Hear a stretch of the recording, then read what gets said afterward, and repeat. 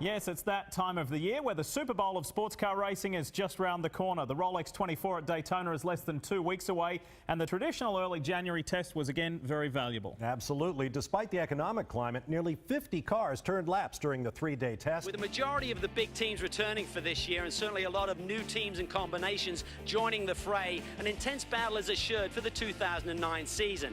But the team that comes into this year with the most momentum has to be Mike Shank Racing. They won the final 2 races of the year. The 60 car won at New Jersey, and the number 6 car won the finale at Salt Lake City. Now, they also swept the front row here last year for the Daytona 24-hour race. There's nothing the team would love more, and to win 3 in a row, they recognize, though, it's going to be awfully tough in the season's longest race. This thing's kicked our butt for 5 years now. We are on a bit of a roll. I feel like we are. I think internally we've got our systems in place to cure the ills we've had here at the last 5 years, and we certainly have a good opportunity. And I think I put the right drivers in the car to get the job done. There's a lot of luck that goes into it. You got a mechanical failure. There's a lot of wrecks that happen you got to avoid, and we've been close for 3 years, and I think this year we got probably the best lineup that we've had, and we just kind of go out there and just be smart about it and pray for some little luck from the racing gods and get the win.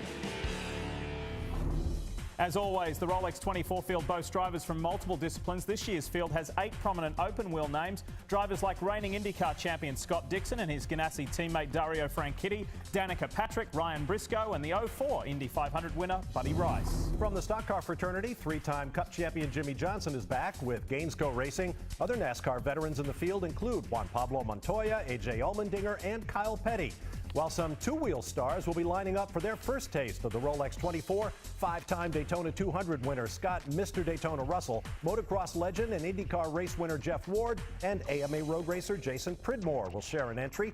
They're in for a treat, according to last year's Camping World Truck Series Rookie of the Year and Rolex 24 veteran Colin Braun. Well, I'm excited to be racing the Rolex 24-hour series race again. Done this 5 years now, and you know, every year I have had a really good time, enjoyed it. The last couple years, it was, you know, the kickoff to our season.